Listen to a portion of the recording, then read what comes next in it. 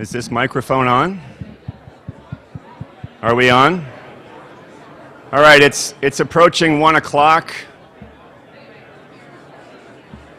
If you could all take your seats, we can get started.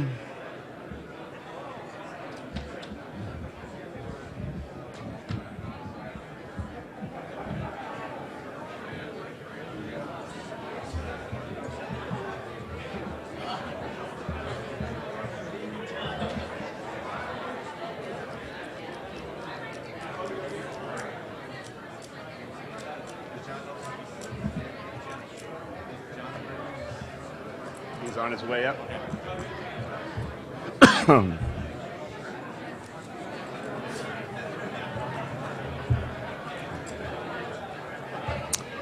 All right, we'd like to get started. It's 1 o'clock.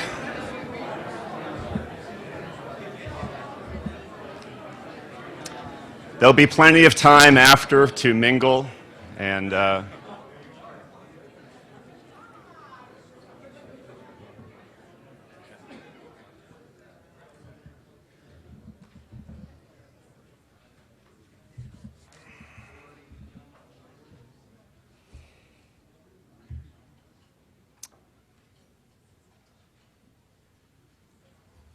it's all right. So good afternoon, welcome, and thank you for being here. And for those joining us from earlier time zones on the webinar and conference call, good morning.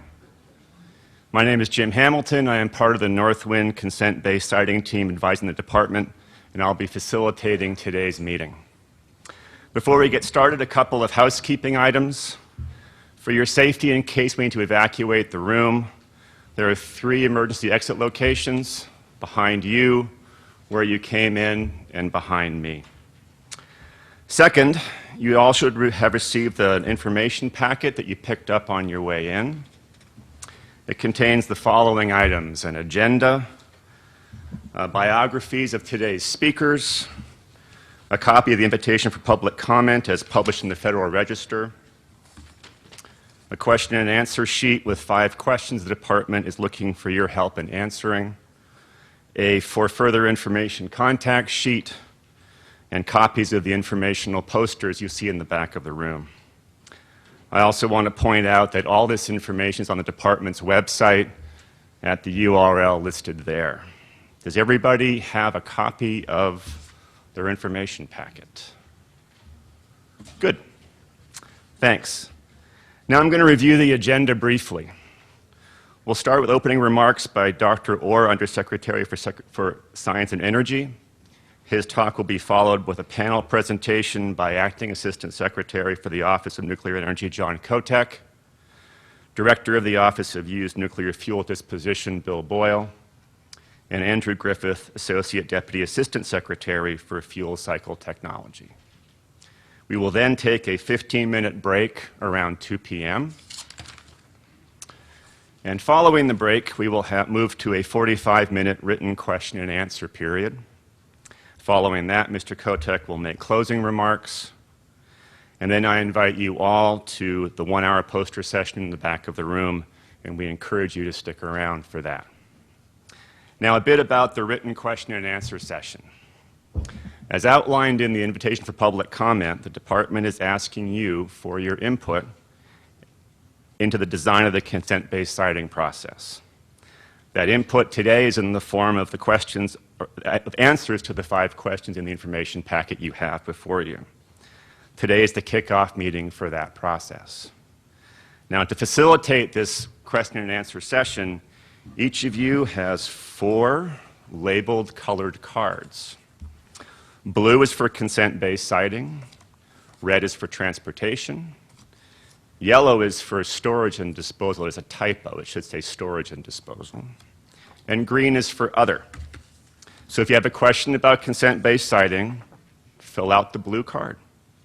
During the break, after the panel, we will collect the cards and the department will do its best to answer your questions today. For those questions that are asked and answered, the department will post those questions and answers on their website in the coming weeks. For those questions that were asked but not answered due to time constraints, the department will do its best again to post those questions and answers in the coming weeks as well. And finally, for those on the webinar, the department also wants to hear from you today. To that end, there is a chat box in the lower left-hand corner of your screen for you to type your question. We are recording those questions in real time today, and they will be incorporated into this afternoon's question and answer session. Again, if the department does not answer your webinar question today, those questions will be asked and answered in the coming weeks and posted on the website. Okay, thanks for your attention. I will now turn it over to Undersecretary for Science and Energy, Dr. Orr, for his opening remarks. Dr. Orr.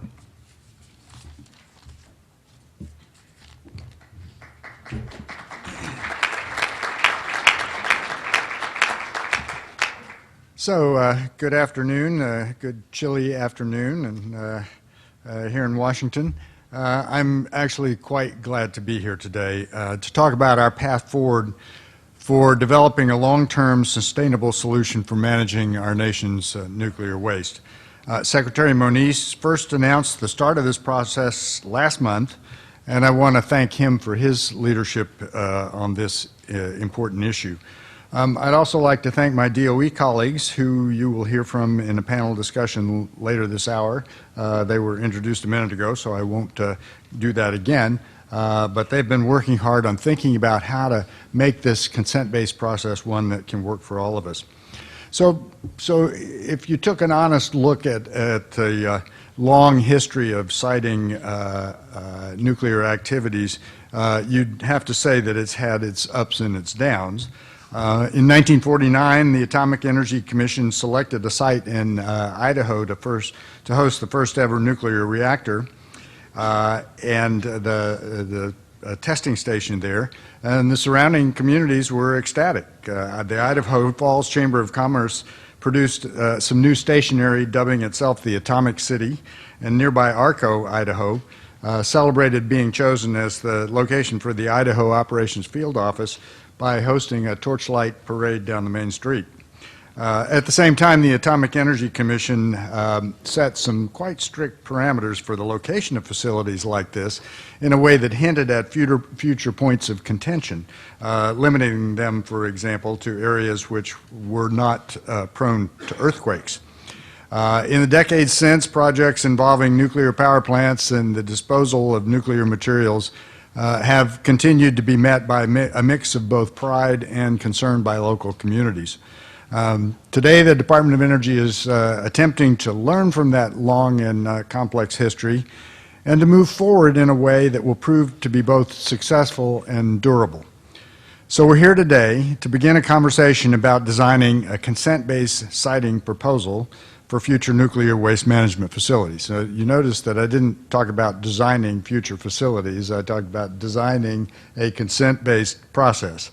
We need to get this right because the United States depends on nuclear energy for reliable, low-carbon electricity. Something like 19% of the electricity we generate now comes from nuclear power, and that is hard to replace in a low-carbon way. We'll continue to work on this as we seek to reduce carbon emissions further to avoid the worst impacts of climate change, and that's a big responsibility for all of us going forward. So our ability to meet climate goals will depend in no small part on ensuring the continued viability of America's nuclear energy industry. That's why in the President's FY16 budget, there is a provision for something north of $900 million for the Department of Energy to support the U.S. civilian nuclear energy sector. But meeting long-term nuclear waste management needs is an absolutely essential component of ensuring that nuclear power continues to provide the nation with safe, sustainable, and responsibly generated electricity. Nuclear technology has also played and continues to play a crucial role in providing for the nation's defense. Nuclear material is used to power naval vessels, was used to build the U.S. nuclear weapons stockpile during the Cold War, and the deterrent provided by the nation's nuclear stockpile has kept this country safe for generations. And I would just note that For those of us who think that the exploration of space is exciting and important, nuclear power provided the modest number of watts of electricity to communicate from Pluto back to here through a nuclear thermoelectric generator, and our nuclear energy program has helped over time to build those devices that have explored the solar system around us. So, of course, the nation's defense and commercial electricity generation activities have generated significant quantities of spent nuclear fuel and some high-level radioactive waste. Although the Cold War ended a quarter century ago, and commercial nuclear power has been around for half a century, the country still lacks a permanent disposal solution for these wastes. Instead, commercial spent fuel is stored at operating and shutdown reactor sites around the country, while waste from defense activity resides at Department of Energy managed sites. And while it's safe and secure in these locations, a long-term solution is needed to ensure that the public and the environment continue to be protected. As I hinted earlier, previous attempts to develop long-term solutions for storage and disposal of this waste haven't always gone so well. The Blue Ribbon Commission on America's Nuclear Future noted that they ended in controversy, litigation, protracted delays, and ultimately a failure to address the problem. So based on the recommendations of that commission, in 2013, we released a strategy for the management and disposal of used nuclear fuel and high-level radioactive waste. The strategy outlines a three-step process involving pilot, interim, and long-term geologic storage facilities, which I'll walk through shortly. Throughout each step, the strategy also emphasizes the importance of building trust by listening to the concerns of everyone involved. Step one of that process begins with developing a pilot interim storage facility that will mainly accept used nuclear fuel from reactors that have already been shut down. The purpose of a pilot facility is to begin the process of accepting spent fuel from utilities, while also developing and perfecting protocols and procedures for transportation and storage of nuclear waste. Step two is the development of a larger interim storage facility with more capability and capacity. Establishing an interim storage facility as part of a comprehensive system for the management of commercial spent nuclear fuel will allow the federal government to begin meeting its obligation to accept spent nuclear fuel earlier, provide some flexibility, and improve overall system reliability once a geologic repository is in operation. The final piece of the administration's strategy is moving toward one or more long-term geologic repositories for both spent nuclear fuel and high-level radioactive waste. Now, there's a consensus in the scientific community that geological repositories, which would store nuclear material deep within the Earth's interior in safe, scientifically proven locations, that those represent the safest and most cost-effective method for permanently disposing of spent nuclear fuel and high-level radioactive waste. Now, we continue to be interested in additional disposal options. We just recently selected a team to test the concept of deep borehole disposal, for example, which could ultimately provide an additional disposal option to complement but not replace the overall three-step strategy. So as we continue to move toward an integrated waste management system with each of these components, the department is committed to earning the public's trust and confidence. We want communities and tribes and states as partners to have a say in where and how new facilities are developed in order to ensure a long-term process that is successful. So to that end, the Department of Energy is seeking help of all Americans to develop a fair and effective approach to consent-based siting. What kind of process would you like to see for identifying potential sites? Who needs to be involved? What challenges and opportunities do we need to take into account? On those questions and many more, we want to hear from all of you. We'll be accepting public comments via email at consent-based siting at hq.doe.gov. Consent-based siting is all one word. And through a series of public outreach meetings across the country this year. So I can announce today that the first two meetings will take place in Chicago in March and Atlanta in April. And as was mentioned earlier, you can look for additional details about those meetings and others to be posted on energy.gov/consent-based citing. Again, all one word, consent-based citing, as they become available. So there'll be opportunity to comment and a good way to keep track of what's going on throughout the whole process. Again, this initiative is about listening and learning, so I thank you for attending today. I'm optimistic that we now have a window in which we can begin a consent-based citing effort that will have lasting results. In working to solve this critical problem, we are protecting the health and safety of all Americans, both now and into the future, and ensuring that our nation can continue to benefit from the significant contributions of nuclear power to our energy, defense, and environmental needs. So for all the work that has gone into this so far and all the work we will all do together going forward, thank you, and best of luck going forward. Thank you.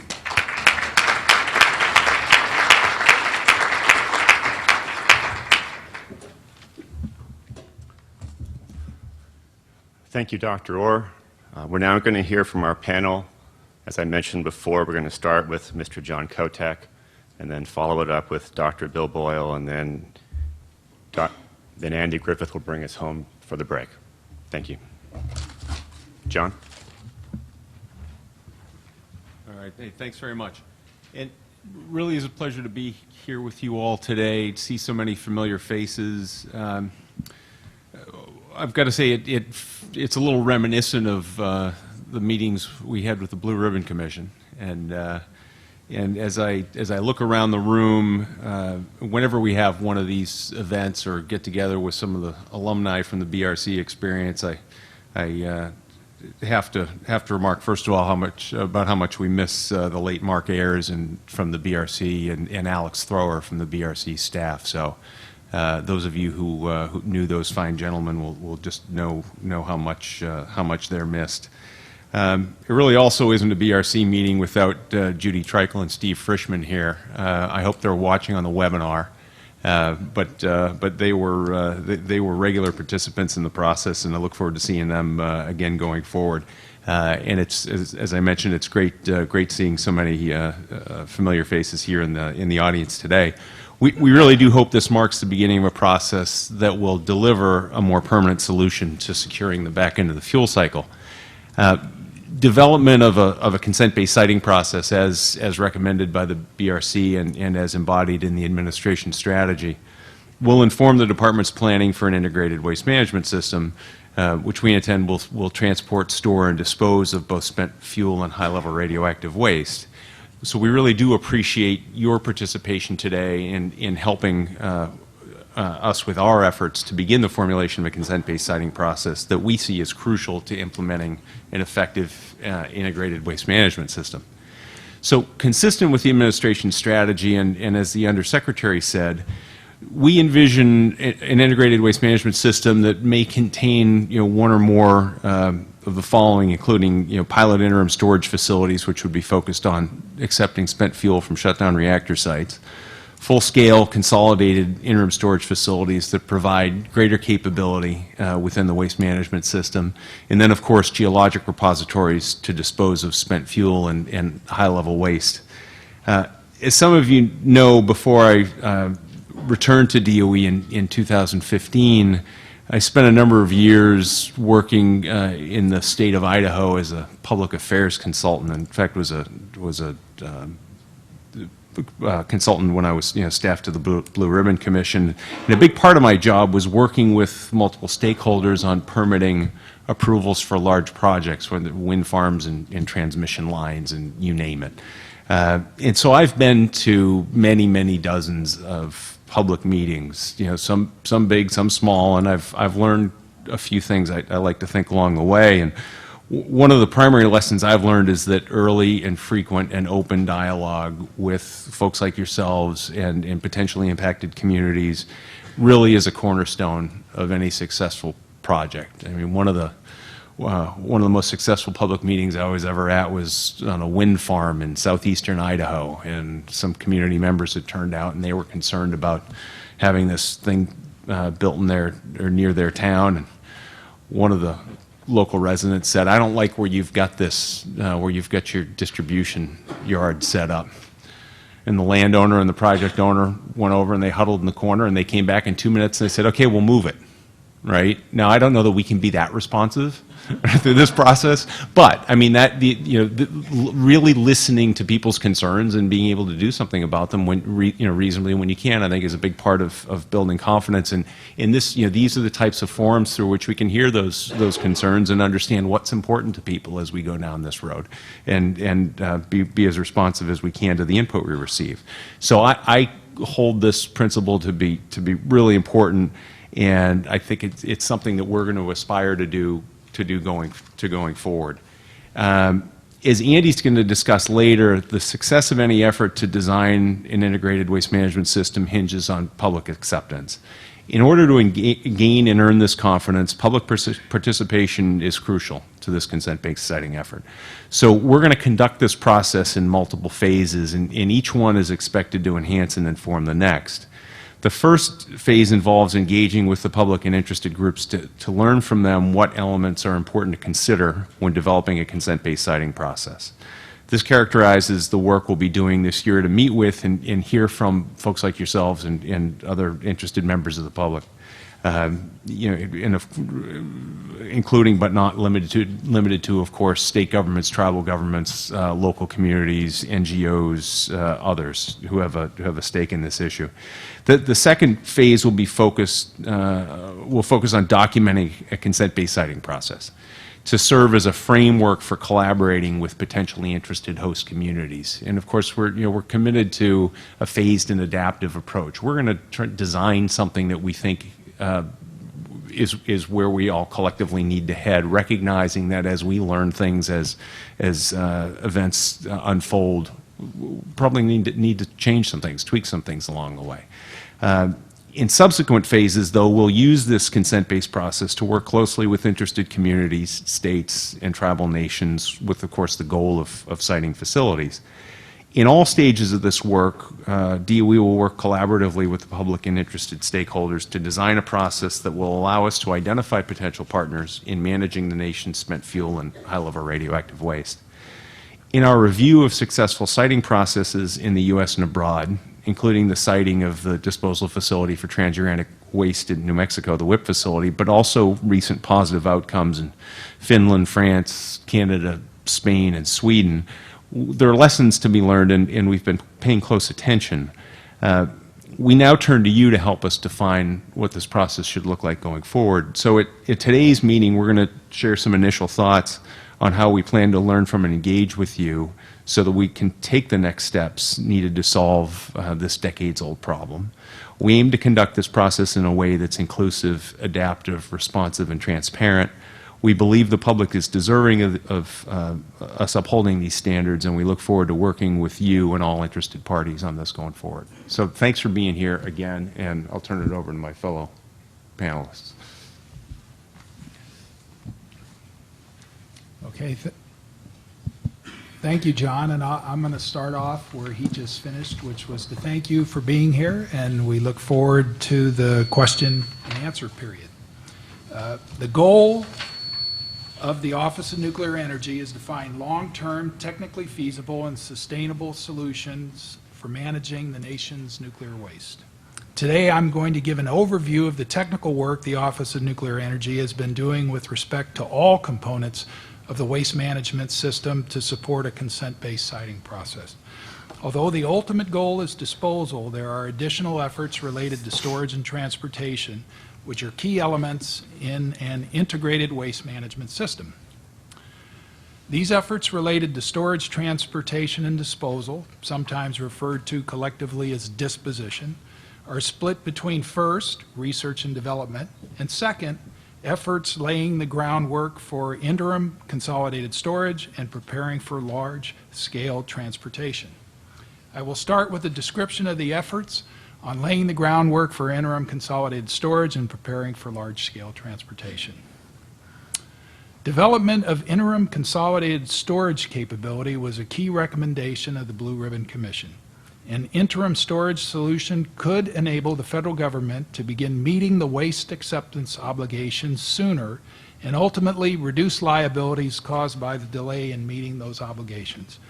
It would also allow for a greater flexibility of the system and in the near term enable removing fuel from shutdown reactor sites.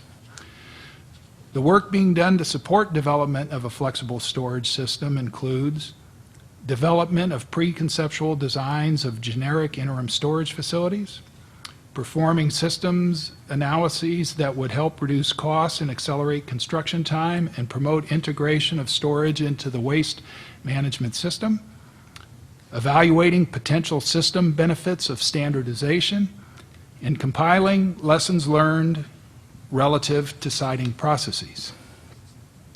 With respect to large-scale transportation, no matter what form the integrated waste management system takes, a carefully planned and developed transportation capability will be required to support all components of that system.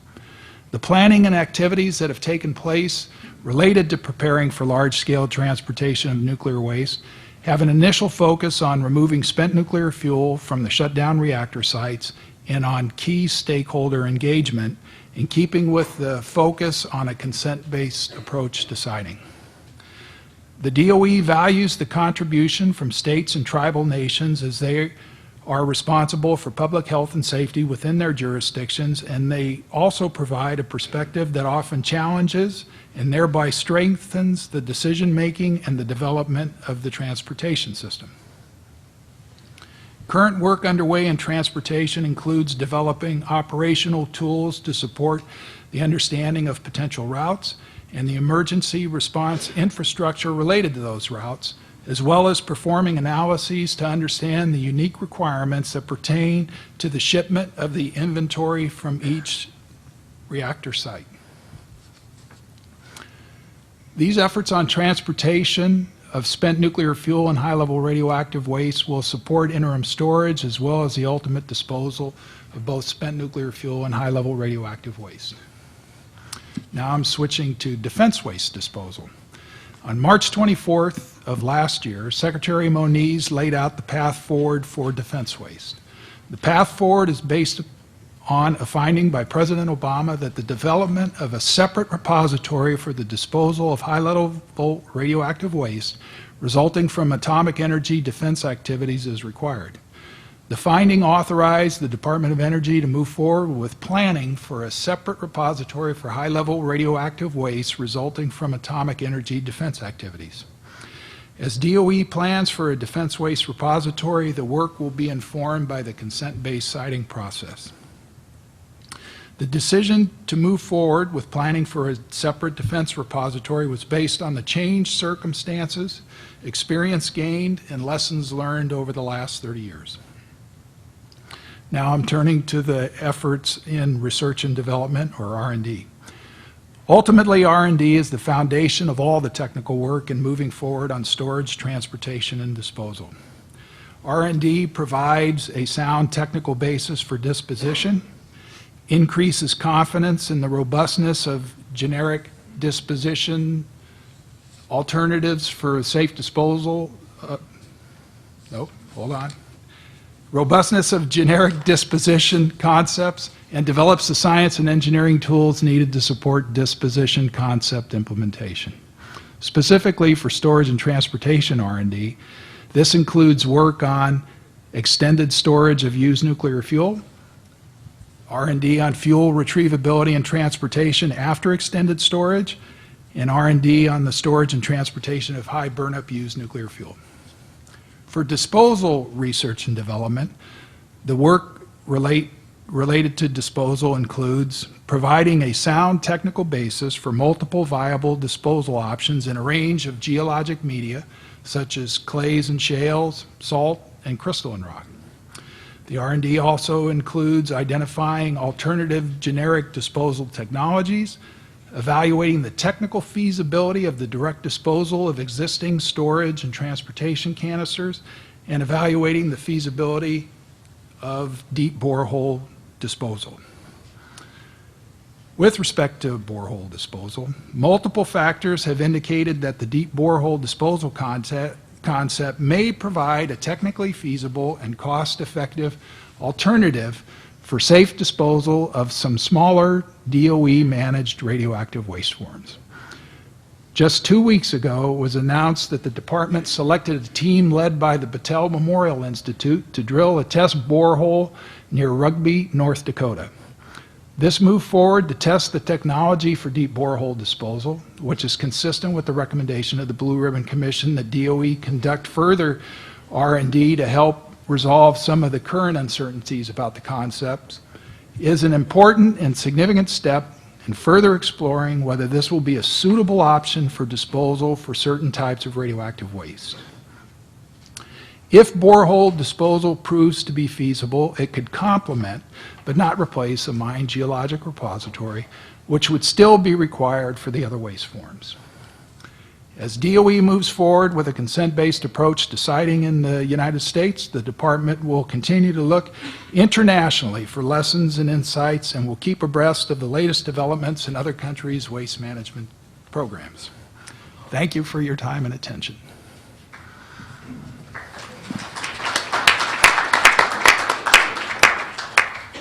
Hi, I'm Andrew Griffith. I'm here to round up our discussions on the panel. And I got to tell you, I'm really excited to be here. I'm really happy to move forward with this process. It's really important for our program to move forward with a durable solution to this very tough problem. I'm going to talk about the details of our plans this year and how we hope to engage with the public and stakeholders to find a durable solution and a solution that can move forward through all the different things that have tripped it up in the past. So we are going to, as John and Dr. Orr mentioned, we are going to proceed with a listen and learn approach.